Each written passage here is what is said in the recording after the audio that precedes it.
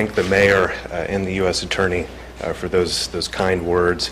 And I want to thank both of them for recognizing the unprecedented opportunity and the significant challenges that the Cleveland community, including the Division of Police, face as the monitoring of the consent decree begins in earnest here this morning. I also want to thank the Chief for being here and already being extremely committed to helpful and collaborative reform as we begin the monitoring period. You know, my organization, the Police Assessment Resource Center, or PARC for short, is a nonprofit organization. And in its nearly 15 years of existence, it's provided evidence-based counsel on effective and accountable policing for upward of 30 agencies, local governments, and community organizations across the country. As I've worked with PARC, I've tackled the challenges of day-to-day monitoring of consent decrees in Seattle. I've assisted communities in setting up and strengthening civilian and independent oversight. I've helped conduct sustained monitoring in the Los Angeles County Sheriff's Department, the country's fourth largest law enforcement agency. I've led independent assessments of officer-involved shootings in places like Portland and Denver, Colorado. And I've met with hundreds of law enforcement officers and members of the public in a number of other communities across the country. And in doing all of that, every community that I've gone to is different. Every police department has its own history and its own challenges.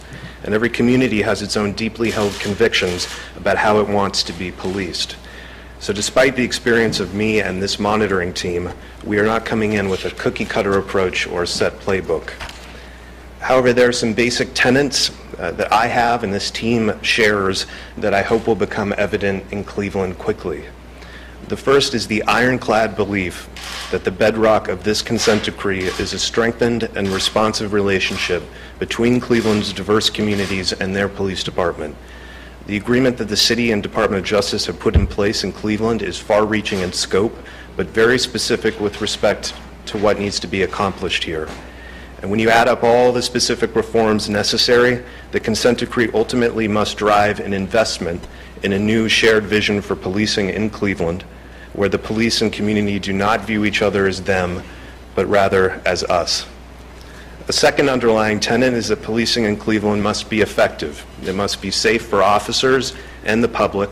It must be constitutional, and it must be consistent with the community's values.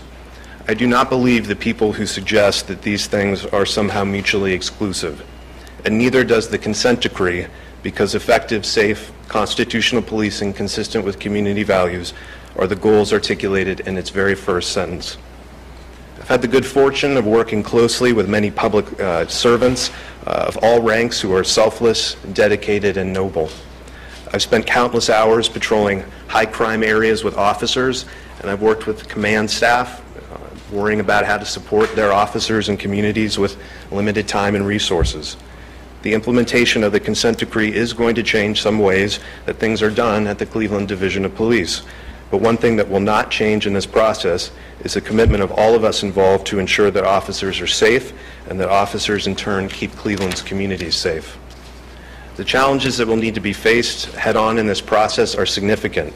Real reform is messy and hard work, just as the lack of confidence and trust that exists in many areas of the community with respect to the police did not develop overnight. The kind of lasting systemic reforms that this consent decree requires will not happen overnight. The issues that the DOJ investigation identified and this consent decree addresses are serious and a number of instances foundational. This will take some time to get right. But make no mistake, we're going to be working closely and we're going to be working collaboratively with the Division of Police, with the city, with the community, and with the Department of Justice starting this morning to make sure that reform happens quickly and that the reforms get woven deeply into the fabric of the department, with results taking hold across the department and being felt in the field and on the streets. Now is the time for all of us working together to get it right. There's a lot of work to be done, but I have the tremendous good fortune of leading a team here that really is second to none. Many of them are here today, and others who are unable to be here today will be on the ground soon. But it's an experienced team. 6 of us have served as a monitor or on other monitoring teams in other jurisdictions. This is a team with significant law enforcement experience, 4 members have decades-long careers in policing. Retired Chief Noble Ray is our deputy monitor. He was the chief of police in Madison, Wisconsin, and after retiring, served as the president and CEO of the Urban League there. Chief Tim Longo, the current chief in Charlottesville, is our director of implementation. Chief Joseph Brand was the founding director of the Community-Oriented Policing Services, or COPS office at the DOJ, a former chief in California.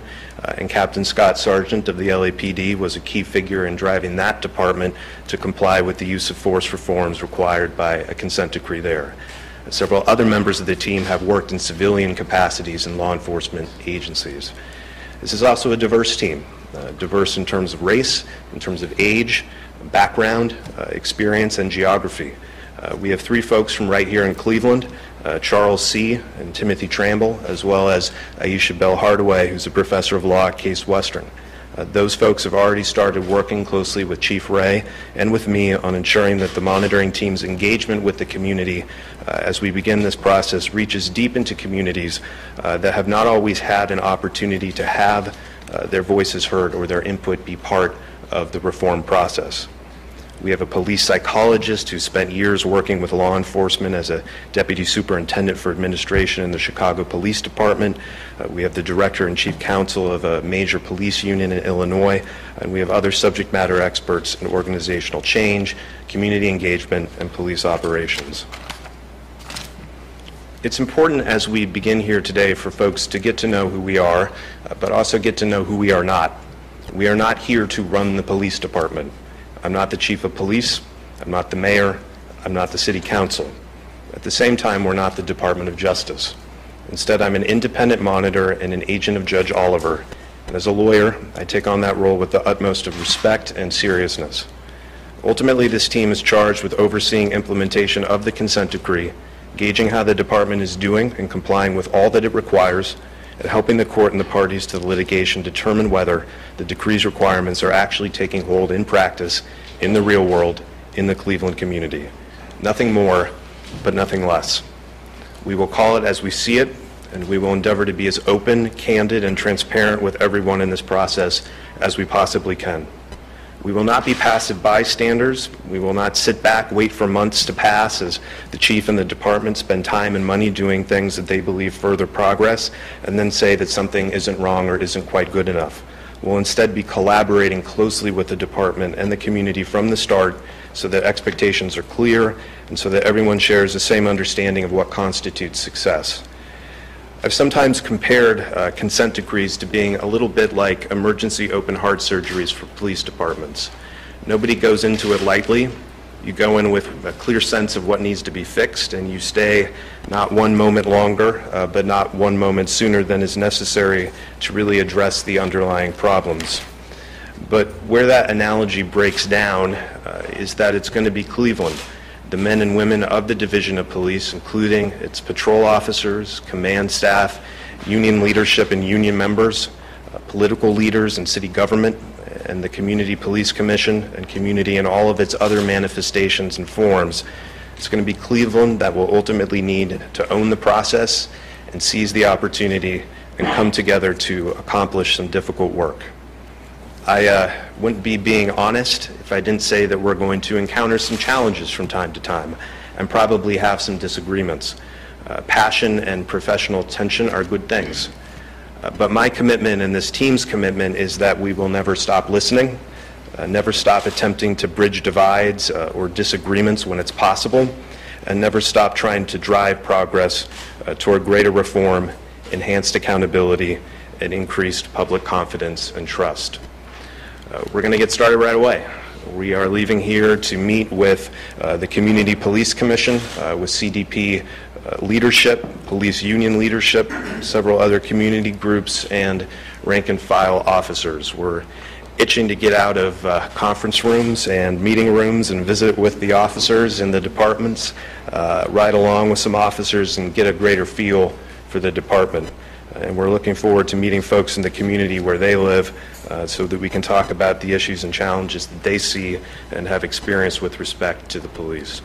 So again, on behalf of the team, I want to thank the Chief, the Division of Police, the City, and the Department of Justice for their warm welcomes. I'm looking forward to working together to see that the Cleveland Division of Police is a model of 21st century policing. This time, we're going to go ahead and take some questions. We will get to your questions if you have them. Just state your name and then your question, who the question is for, and then we'll get the response. Yes, sir. Mr. Barge, Paul Orlowski, WEWS Television. You mentioned challenges 3 different times. Can you identify those? How do you get started in this process? You've done it before. I mean, I think the first step, as I mentioned, is really getting to know the folks within the department and forming relationships there and in the community. I mean, we obviously have, closely, studied the consent decree and the DOJ's investigation, but we do need to see for ourselves not only how things are functioning right now in the department, but become aware of some early steps that the chief, I know, with the mayor's support, has already taken to drive reforms. So we need to become aware of that and see what the current lay of the land is. The consent decree requires that after a certain interval of time, we work with the parties and with the department to come up with a monitoring plan. And that really is kind of a project plan. What are we working on? What are we focusing on? And so after we go through that process, I think we'll have a better sense of what the most urgent challenges are and kind of what needs to be addressed early on so that we have a strong platform for success going forward. I don't remember the specific time frame in the consent decree, but it's expressly prescribed, and we'll be driving to meet that. Hey, I'm Sarah Bunnison. I'm with NewsChannel5, the affiliate in Cleveland. You've done this before. What do you see as the biggest challenges in Cleveland?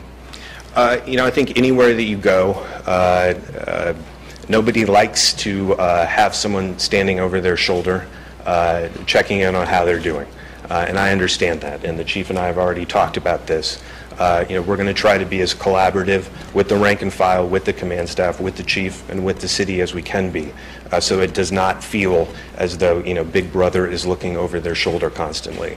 So I think obviously there will be some hesitancy about how that works, and that is a challenge to get people to understand that we do mean it when we say we're going to be collaborative and transparent.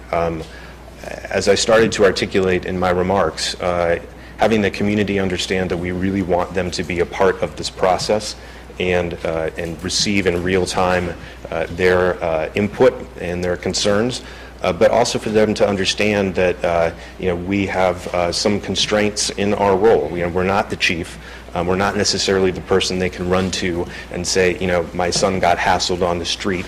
That will be informed in certainly, our analysis of how the department's doing, but we don't, adjudicate ourselves sort of one-off incidents. We're looking to see if the department has the systems and processes in place to handle that well for themselves. So communicating our role to the community is a challenge. And then obviously working through all the issues that the consent decree outlines. There are some tough issues there. Use of force is a very complicated area, and obviously police officers need to have clear rules for the road and clear expectations about what the department is expecting of them. But that is something that arouses people's passions, quite understandably. So we'll have to tackle those sorts of issues very frankly and candidly and early on. And as we work through other issues related to supervision and officer discipline, these are things that touch on a wide array of issues that people have strong opinions about, and there'll be challenges as we delve into those areas. And Paul, wait, to get the answer to your question, how many days is it in the consent decree for the plan? 90 days. Mr. Barge, David Barnett from my district, how much are you going to charge for your services? So our first year budget is $895,000 with a little bit more than $100,000 to just the miscellaneous travel costs and the like to do the work. We are a nonprofit organization, and we have a mission that is to provide this service as effectively and efficiently as we possibly can. All of the folks who are standing here today have made significant pro bono commitments to this project. That's a prerequisite for being part of our team and doing work with us. And so I hope that as we go along, people will see that that's not window dressing or talk. That's a real commitment that we're making to the city, to the department, to the folks in Cleveland. Matthew, can I